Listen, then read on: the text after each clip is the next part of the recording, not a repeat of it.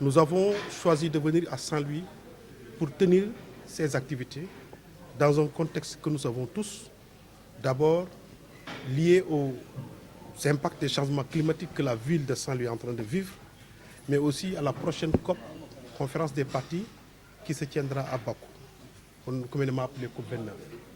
Le consortium a choisi de tenir ces activités que nous appelons des pré-COP, activités pré-COP, pour d'abord montrer comment cette ville de Saint-Louis est en train de vivre les impacts des changements climatiques dans tous les secteurs. Mais aussi pour tout simplement pouvoir en faire un plaidoyer au niveau de la COP.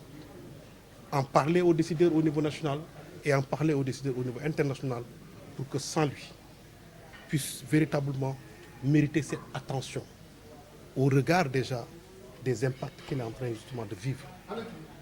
Donc, voilà ce qui explique justement notre venue ici à Saint-Louis.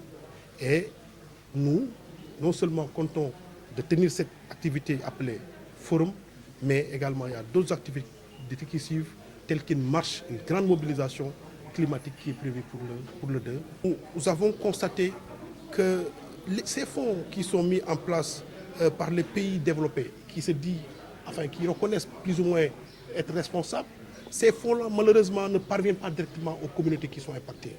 Peut-être nos États, à travers des mécanismes qu'ils mettent en place, nos États parviennent à avoir accès à ces financements. Mais en réalité, véritablement, les communautés qui sont impactées ne parviennent pas à ces financements. Et donc, il est temps maintenant que ces financements qui sont véritablement générés pour adresser ces problèmes puissent véritablement accéder facilement aux communautés à travers des mécanismes qui vont être mis en place. Non seulement au niveau international, mais également au niveau national. Il appartient également à nos États de véritablement mettre en place des mécanismes qui vont faciliter à ce que ces financements puissent adresser les problèmes au niveau local, au niveau de la base. Et donc ça aussi, ça fait partie d'un de nos plaidoyers où nous poussons l'État à accorder beaucoup plus d'attention. C'est un point d'attention pour nous. Et donc, c'est un plaidoyer que nous menons déjà au niveau national, mais également au niveau international.